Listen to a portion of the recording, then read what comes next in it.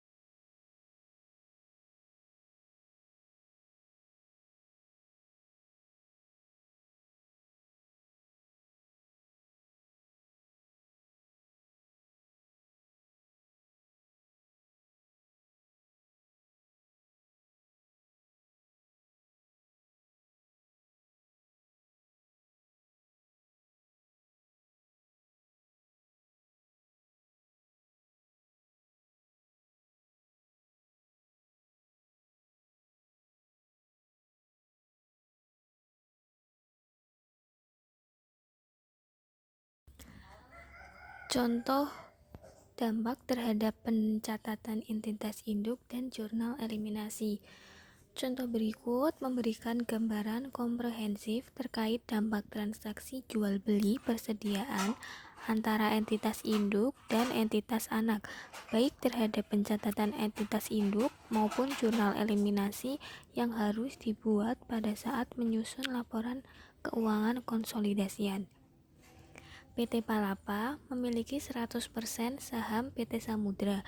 Selama tahun 2015, terdapat transaksi penjualan persediaan oleh PT Palapa ke PT Samudra sebesar 10 juta. Beban pokok penjualan yang dibukukan PT Palapa terkait transaksi penjualan tersebut adalah 6 juta. Bagaimana pencatatan dan jurnal yang harus dibuat PT Palapa saat penyusunan laporan keuangan konsolidasian 2015 jika 1. Seluruh persediaan yang diperoleh dari PT Palapa telah terjual seharga 16 juta. 2. Seluruh persediaan yang diperoleh dari PT Palapa belum terjual. Untuk skenario 1, seluruh persediaan terjual seharga 16 juta dapat dilihat pada bagan tersebut. Terkait penjualan ke entitas anak, PT Palapa melaporkan keuntungan sebesar 4 juta yang dihasilkan dari 10 juta dikurangi 6 juta.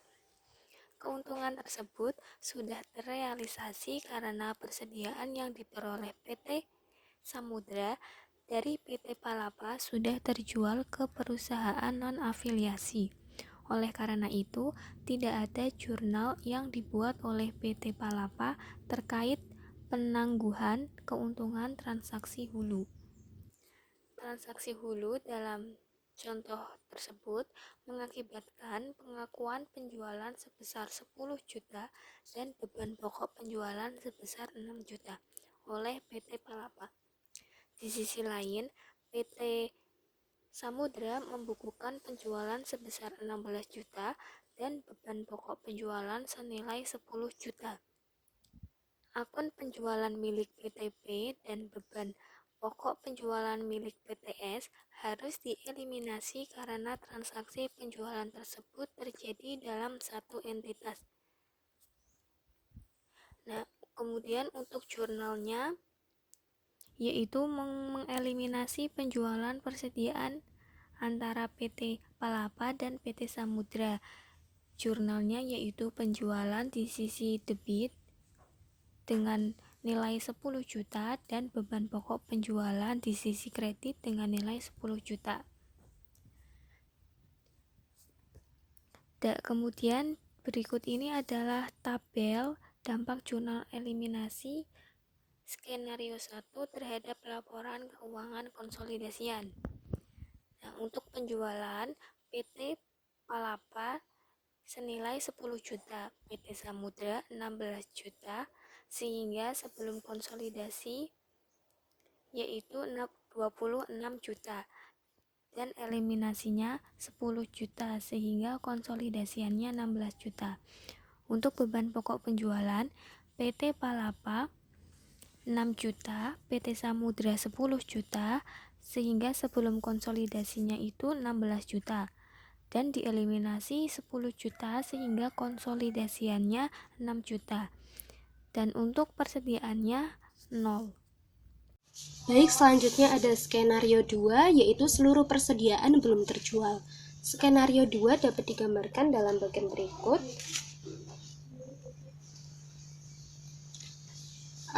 Penjualan sebesar 10 juta, beban pokok penjualan sebesar 6 juta, kemudian persediaan sebesar 10 juta.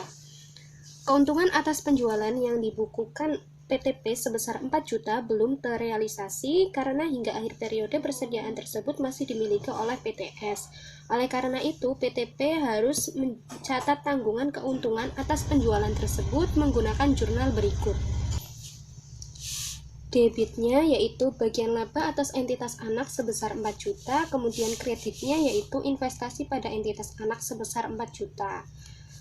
Oleh karena transaksi penjualan persediaan pada ilustrasi ini merupakan transaksi hulu, maka PTP mencatat keuntungan yang belum terrealisasi secara penuh. Transaksi hulu pada contoh ini mengakibatkan pengakuan penjualan sebesar 10 juta dan beban pokok penjualan sebesar 6 juta oleh PTP dan belum terdapat penjualan yang dibukukan oleh PTS. Dari sudut pandang konsolidasian, persediaan tersebut masih berada di perusahaan sehingga penjualan dan beban pokok penjualan yang diakui PTP harus dieliminasi secara penuh. Keuntungan atas penjualan yang belum terrealisasi yaitu sebesar 4 juta juga dieliminasi dengan mengurangi persediaan. Baik, untuk jurnal eliminasi yang dibuat adalah penjualan sebesar 10 juta di debit, beban pokok penjualan sebesar 6 juta di kredit, persediaan sebesar 4 juta di kredit. Dampak dari jurnal eliminasi tersebut terhadap penyajian akun penjualan, beban pokok penjualan, dan persediaan dalam laporan keuangan konsolidasian adalah sebagai berikut. Yang pertama, akun penjualan PTP sebesar 10 juta, sebelum konsolidasian sebesar 10 juta, eliminasi sebesar 10 juta. Kemudian untuk akun beban pokok penjualan PTP sebesar 6 juta, sebelum konsolidasian 6 juta, eliminasi sebesar 6 juta. Kemudian akun persediaan pada PTS sebesar 10 juta, sebelum konsolidasian 10 juta, eliminasi 4 juta, dan konsolidasian 6 juta. Hulu penjualan persediaan. Berikut contoh transaksi dari hulu penjualan persediaan. Gambar tersebut merupakan neraca saldo PT Nusantara dan PT Andalas per 31 Desember 2015. Untuk informasi tambahan, PT Nusantara telah melakukan pembelian 75% saham PT Andalas pada 1 Januari 2015 sebesar nilai bukunya, yaitu 900 juta. Nilai wajar kepentingan non-pengendali sama dengan nilai bukunya, yaitu 300 juta. Selama tahun 2015, PT Andalas melaporkan perolehan laba bersih sebesar 200 juta dan mengumumkan pembagian dividen sebesar 50 juta. Dalam transaksi penjualan yang dilakukan oleh PT Nusantara, terdapat penjualan kepada PT Andalas sebesar 100 juta dengan beban pokok penjualan sebesar 40 juta. Sampai tanggal 31 Desember 2015, persediaan yang diperoleh PT Andalas dari PT Nusantara seluruhnya belum terjual. Prosedur konsolidasi tahun pertama 2015. PT Nusantara mencatat investasi di PT Andalas menggunakan metode ekuitas. Pencatatan yang dibuat PT Nusantara selama tahun 2015 adalah sebagai berikut. Pada tanggal 1 Januari 2015, jurnalnya itu investasi pada PT Andalas. Debitnya 900 juta dan kreditnya kas 900 juta. Yang tanggal 31 Desember 2015 itu mencatat bagian PT Nusantara atas laba bersih PT Andalas yang diperoleh dari 200 juta dikali 75%. Jurnalnya investasi pada PT Andalas di debit sebesar 150 juta dan di kreditnya ada bagian laba atas PT Andalas sebesar 150 juta. Tanggal 31 Desember 2015 mencatat bagian PT Nusantara atas dividen PT Andalas yang diperoleh dari 50 juta dikali 75%. Jurnalnya kas di bagian debit sebesar 37 juta 500 dan kreditnya investasi pada PT Andalas sebesar 37 juta 500. Selama periode 2015, terdapat transaksi hulu, yaitu penjualan persediaan oleh PT Nusantara ke PT Andalas sebesar 100 juta. Keuntungan dari penjualan tersebut adalah 60 juta, yang diperoleh dari 100 juta diambil 40 juta. Sehingga akhir periode 2015, persediaan tersebut belum terjual. Oleh karena itu, keuntungan atas penjualan tersebut belum terrealisasi. PT Nusantara harus menangguhkan keuntungan tersebut secara penuh dan melakukan pencatatan. Pencatatannya yaitu pada tanggal 31 Desember 2015 mencatat keuntungan transaksi hulu yang belum terrealisasi yang diperoleh dari 100 juta tadi diambil 40 juta. Jurnalnya di bagian debit ada bagian laba atas PT Andalas sebesar 60 juta dan investasi di bagian kredit pada PT Andalas sebesar 60 juta. Next, yang selanjutnya itu jurnal eliminasi. Perhitungan nilai aset bersih PT Andalas dan bagian PT Nusantara serta kepentingan non-pengendali atas aset bersih. Bisa dilihat pada tabelnya. Pada PT Nusantara sebesar 75%, saldo awalnya 900 juta, ditambah laba bersihnya 150 juta, diambil dividen sebesar 37.500.000. Jadi saldo akhirnya 1.012.500.000. Terus ada keuntungan belum terrealisasi sebesar 60 juta dikurangi, maka saldo akhir setelah disesuaikan itu 952.500.000. Bagian laba atas PT Andalasnya 90 juta. Selanjutnya ada kepentingan non-pengendali sebesar 25%. Saldo awalnya ada 300 juta, ditambah laba bersihnya tadi 50 juta, diambil dividen sebesar 12.500.000, maka saldo akhirnya 337.500.000. Untuk saham biasa sebesar 800 juta. Saldo labanya 400 juta, ditambah laba bersihnya 200 juta, diambil dividen sebesar 50 juta, dan hasil dari saldo akhirnya 550 juta.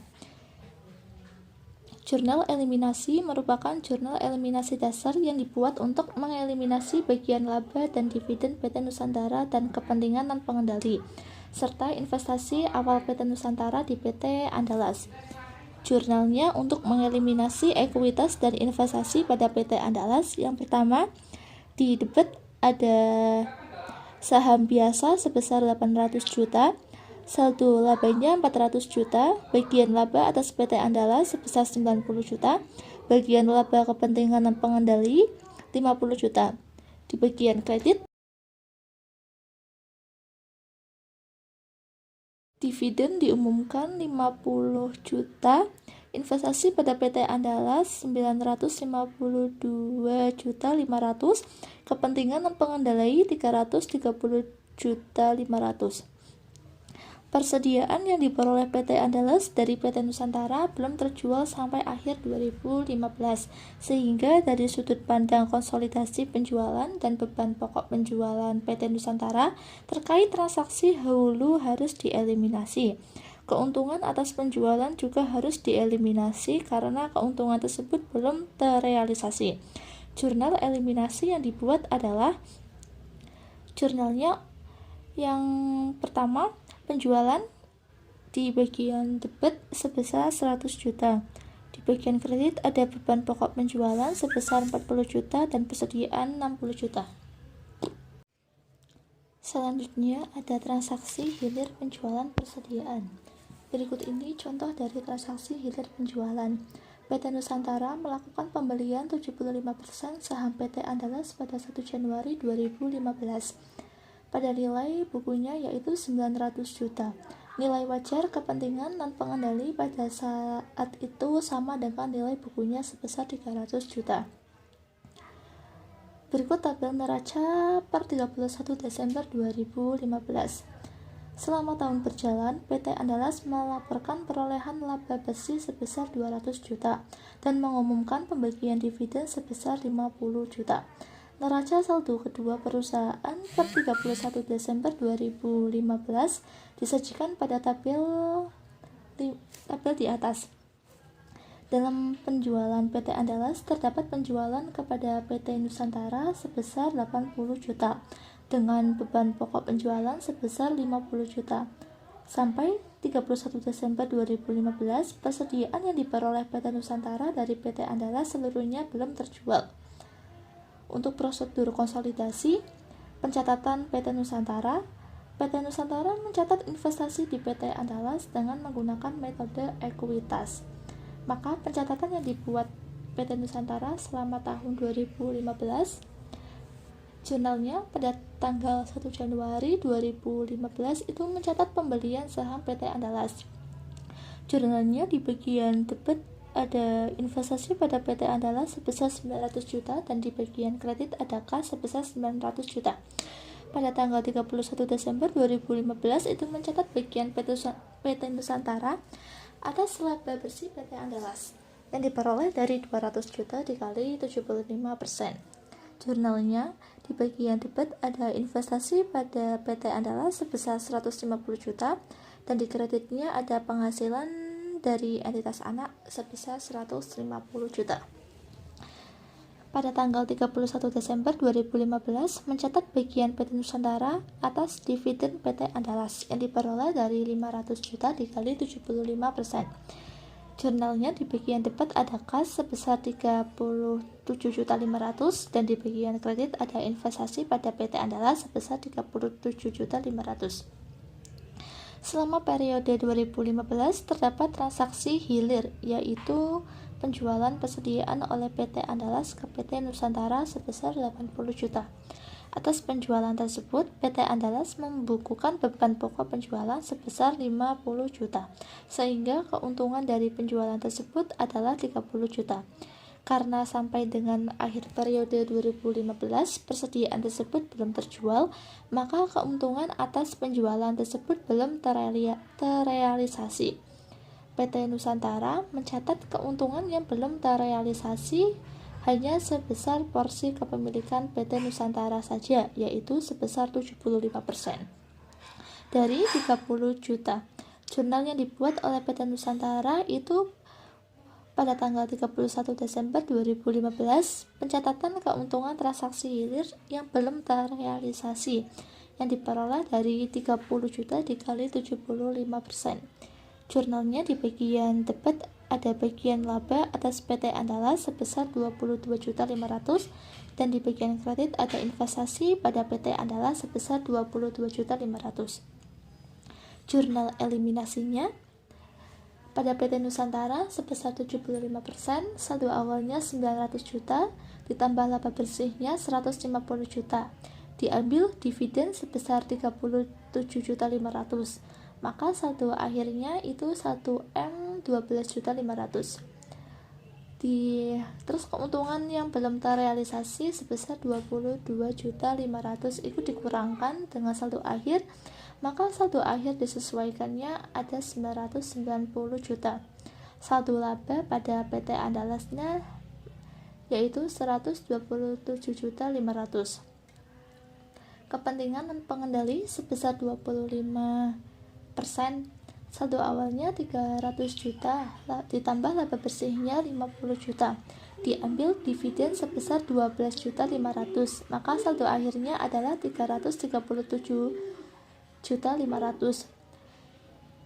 Keuntungan belum terrealisasi sebesar 7.500 dikurangi, maka saldo akhir disesuaikannya 330 juta. Bagian laba atas PT Andalasnya sebesar 42.500. Saham biasa 800 juta. Saldo labanya 400 juta saldo awal ditambah laba bersihnya 200 juta, diambil dividen sebesar 50 juta, maka saldo akhirnya 550 juta. Jurnal eliminasi merupakan jurnal eliminasi dasar yang dibuat untuk mengeliminasi bagian laba dan dividen PT Nusantara dan kepentingan non pengendali serta investasi pada PT Nusantara di PT Andalas. Untuk mengeliminasi ekuitas dan investasi pada PT Andalas, jurnalnya yaitu di bagian debit ada saham biasa sebesar 800 juta, saldo laba 400 juta, bagian laba atas PT Andalas 127.500 dan bagian laba kepentingan dan pengendali sebesar 42.500. Di bagian kredit ada dividen diumumkan sebesar 50 juta, investasi pada PT Andalas sebesar 990 juta, kepentingan dan pengendalinya 330 juta. Persediaan yang diperoleh PT Nusantara dari PT Andalas belum terjual sampai akhir 2015, sehingga dari sudut pandang konsolidasi, penjualan, dan beban pokok penjualan PT Nusantara terkait transaksi hilir tersebut harus dieliminasi. Keuntungan atas penjualan juga harus dieliminasi karena keuntungan tersebut belum terrealisasi. Jurnal eliminasi yang dibuat untuk mengeliminasi penjualan persediaan antara PT Nusantara dan PT Andalas. Jurnalnya di bagian debit ada penjualan sebesar 80 juta dan di bagian kredit ada beban pokok penjualan sebesar 50 juta dan persediaan sebesar 30 juta. Baik, selanjutnya yaitu mengenai transaksi antara entitas induk dan entitas anak. Entitas induk dan entitas anak sering terlibat dalam transaksi penjualan jasa.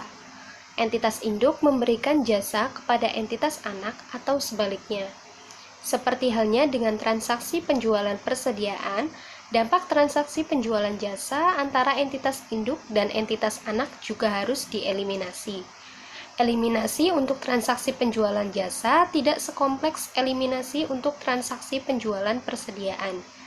Dalam transaksi penjualan jasa, pendapatan jasa yang diakui oleh entitas induk atau entitas anak akan menjadi beban anak atau entitas induk pada nilai yang sama, sehingga tidak terdapat keuntungan yang belum terrealisasi atas transaksi tersebut. Terima kasih, saya kembalikan ke moderator. Selanjutnya yaitu contoh dampak transaksi penjualan jasa terhadap jurnal eliminasi. PT Palapa atau PTP memiliki 100% saham PT Samudra atau PTS. Pada Desember 2013, PTP memberikan jasa perawatan mesin kepada PTS sebesar 20 juta. Tagihan telah dikirimkan pada 25 Desember 2015 sampai 31 Desember 2015. PTS perlu membayar tagihan tersebut atas transaksi pemberian jasa tersebut.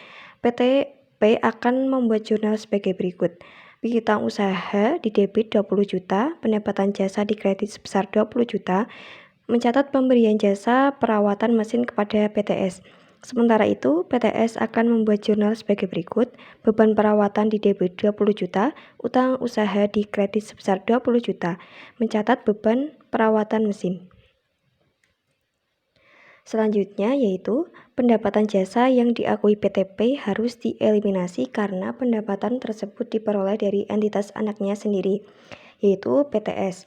Sedangkan dari sisi PTS, beban perawatan juga harus dieliminasi karena manfaat atas beban tersebut diperoleh dari entitas induk, sehingga jurnal eliminasi yang dibuat adalah sebagai berikut. Pendapatan jasa di debit sebesar 20 juta, beban perawatan di kredit sebesar 20 juta, mengeliminasi pendapatan jasa PTP dan beban perawatan PTS.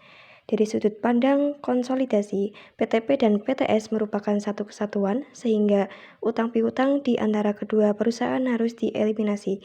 Jurnal eliminasi yang harus dibuat adalah sebagai berikut.